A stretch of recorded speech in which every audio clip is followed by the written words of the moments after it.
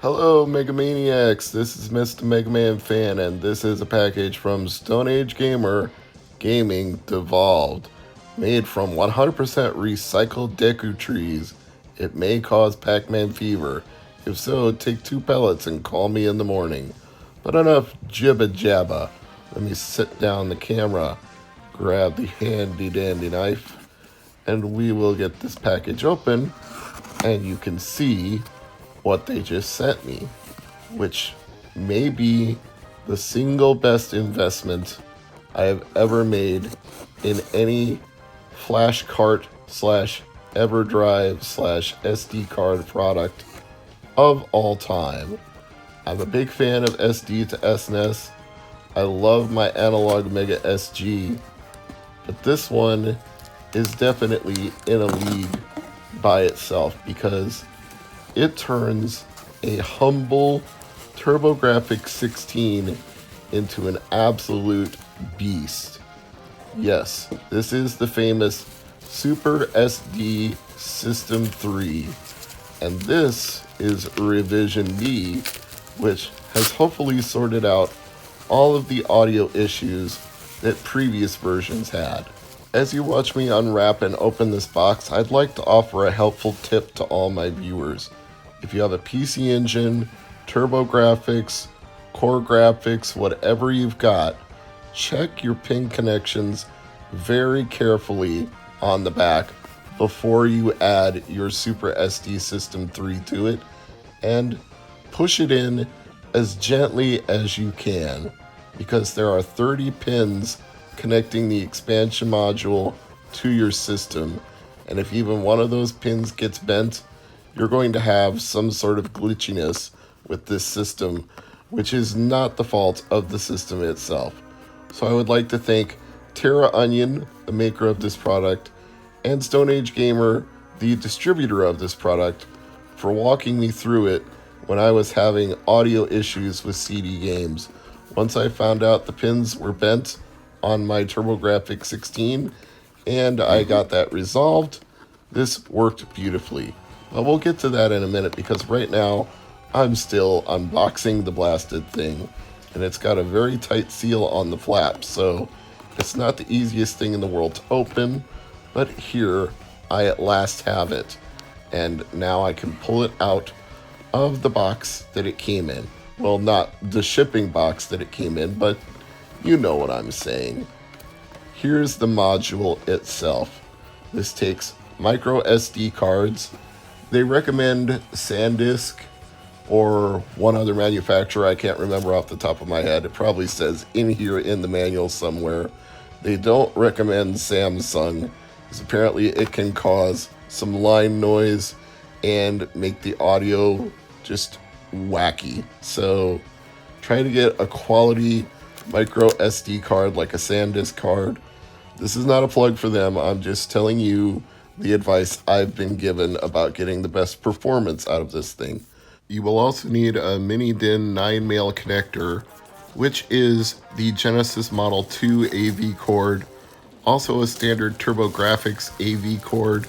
So if you don't have one, you can get a Genesis one, which is what I ended up doing, because I had been using the original TurboGrafx expansion module that plugged into the back before I had this, and that had the leads for RCA red, yellow, white, so I needed the new cable. Thank you to Phil for hooking me up with that, and thank you to Phil for helping me tech this thing out as well, and also thank you to Phil for replacing all the caps in my TurboGrafx 16 before I even got this thing. So there's the micro SD card slot. All that remains is to put one in and try it out, and we'll do that in part 2. So as you can see, I've got a micro SD card here ready to go. They recommend anything other than Samsung, so for this one I'm using a Toshiba 4GB micro SD card. It has to be in FAT32 format if it's not already. This one thankfully has been formatted and prepared, so I'm going to load it into this SD card adapter. Once that's done, you'll need to put it into your computer. If it has an SD slot, you're good to go. If not, you'll need a thumb drive like this one that I have, which has a USB plug on one end and memory card ports on each side. So I'll put the SD card in the SD card side. And as you can see, I now have it in the USB slot of my MacBook. So that should pop it up here on the home screen. And there it is, SSD 3. I pre-labeled it and already put some files on there since it was FAT32 formatted. So I'll show you how it looks. You need a BIOS folder.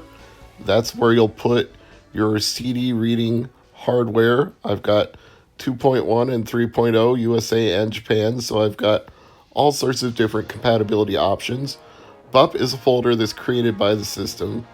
Your CD-ROM games, or CD-ROM, I guess they call them, have to be in their own folders. You cannot have them in a subdirectory, and they must be unzipped. HuCard is the folder I put all my PC Engine HuCard games in. You can also dump cards with your Super SD System 3. The Super Graphics games I haven't figured out how to load up yet. I think I don't have the right combination of BIOS or memory card. Maybe they don't actually work on Super SD System 3, but I think they do. Make sure you have this Q file in your folder, or the Super SD System 3 won't be able to recognize that the folder is a CD-ROM. So with that said, I can close this up, eject it from the computer, take it out of the USB slot, take the micro SD out of the SD card adapter, go put it into the Super SD System 3 and take it from there. So here we are at the SD System 3. The micro SD slot is here in the back on the right hand side. Just put your micro SD card in the slot, push it in a little bit because it is spring loaded. Make sure you get it all the way in until it clicks. I mean, don't force it in there, but don't not push it in there, because you'll push it again to eject it. Like I said, it's spring loaded, so give it a good push. And of course, like I said before, make sure that you put all the BIOS files and all the games that you want to play off your SD card in there before you load it, and don't eject the SD card while it's turned on. Only insert it when it's turned off. Now let's get down to showing you how it actually works. So once I toggle the old power switch on the PC Engine, we will see a blue screen and then the Super SD System 3 logo, and it's now read the micro SD card that's in the slot. And it says HuCard and Super Graphics because those are the two folders that I put on there with PC Engine games. So you always need to remember to have your system card for the CD-ROM selected if you're going to play CD-based games. I've got the Super CD-ROM 3.0, like the Turbo Duo, because I already own a Turbo Duo, so that's the one I'm most familiar with for compatibility reasons. But you can have some fun by switching it around to the others. Like, if you don't have 3.0 and you try to play Rondo of Blood, you actually get a hidden game. Now, the in-game triggers can be incompatible with some HuCards. I'm going to show you a quick example of that by loading up Alien Crush, and when I try to play it with the in-game triggers enabled, which is that you can hit run and select to go back to the menu, it hangs. It just can't deal with the triggers being in place. So I have to go back to the menu and disable the in-game trigger, and then Alien Crush will work the way it's supposed to. You just go back to that menu, check it off if it causes any incompatibility, go back to the game, and it should resolve everything, as you're about to see here. Alien Crush is a very excellent pinball game. It's one of my favorites on any console, PC Engine or otherwise, so if you've never played Alien Crush before, I highly recommend it. They even released a sequel to it on the Wii Virtual Console, so I've got both Alien Crush as a PC Engine game on there and the sequel, so that's fun whenever I sit down in front of the Wii and play some games for a while. I can switch back and forth between the original game and the remake. And there was even a sequel called Devil's Crush, so plenty of good options there. Now here I've manually reset the Super SD System 3 because I turned off the in-game triggers, and I've set it to the proper aspect ratio, no more widescreen on my TV, so we will see Rondo of Blood the way it's meant to be. You can skip the run screen with one of the option menus in the Super SD System 3, but I like having to hit run for authenticity's sake. Now back when the Nintendo Wii Shop was still active, you could actually buy Rondo of Blood for Virtual Console, and it was probably the best value of any game you could get for Virtual Console because the physical game goes for hundreds of dollars. It literally would cost you more to get a copy of this one game than the entire Super SD System 3 from Terra Onion cost. So, this is one of those cases like they used to say with the Atari Jaguar, do the math. You can get all the games you ever want to play for the cost of one game. It's kind of hard to beat that logic.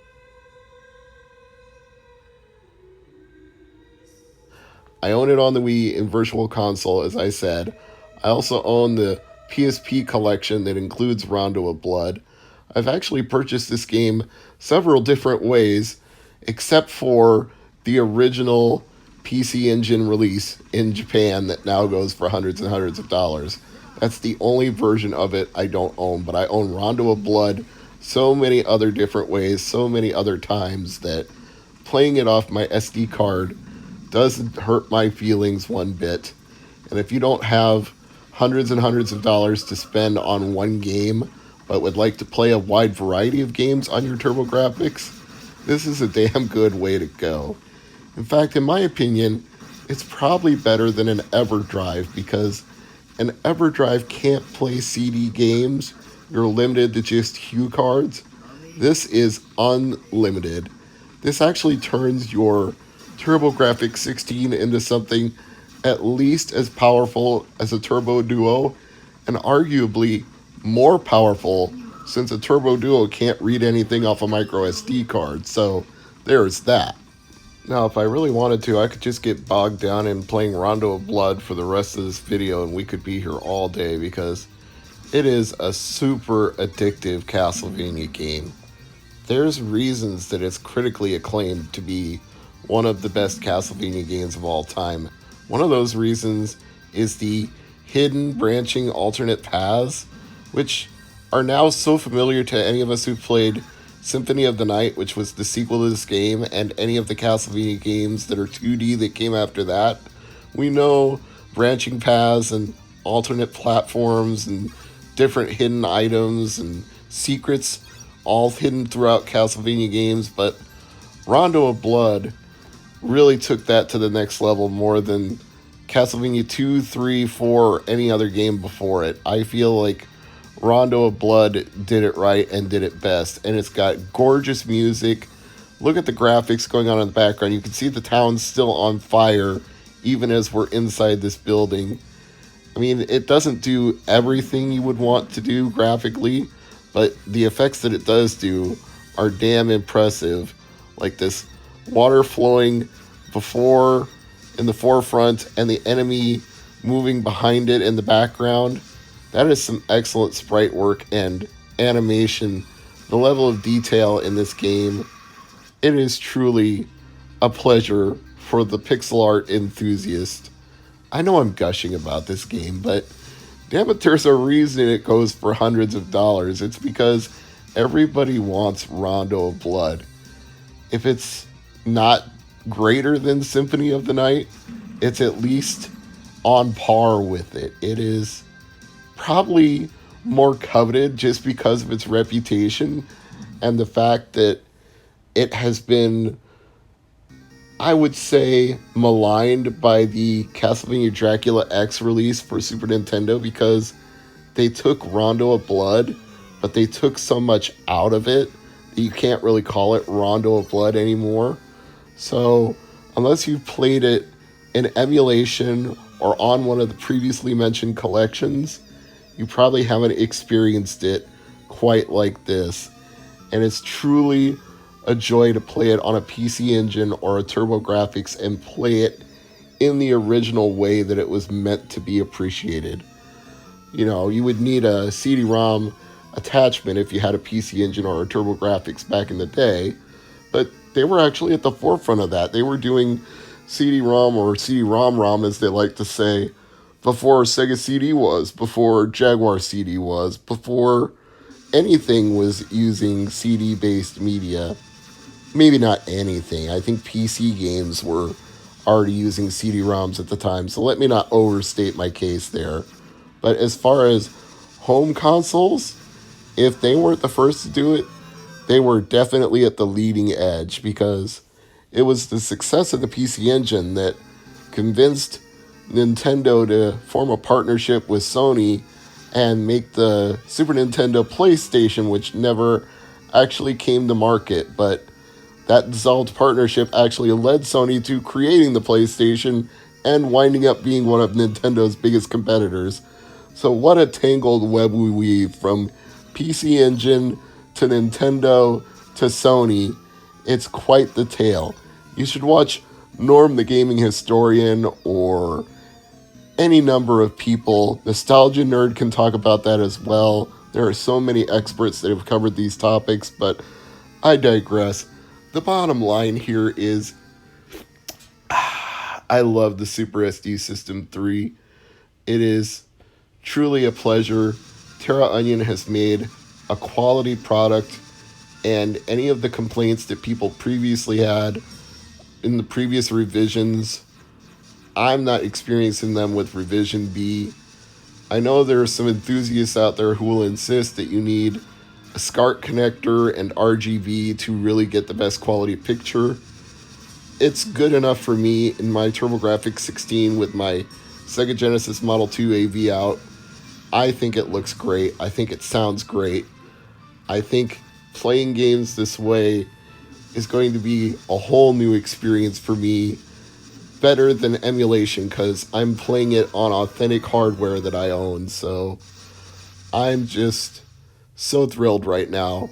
And this makes me want to get future Terra Onion products.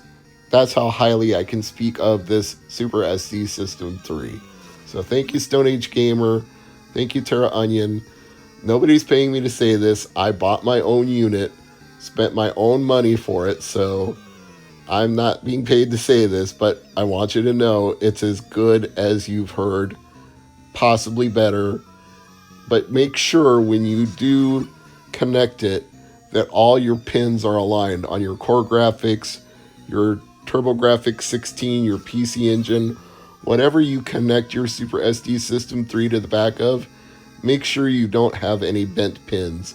Because I did on the back of mine, so CD audio wasn't working at first, but once I fixed the bent pins and properly aligned everything and put it back on, it sounds beautiful.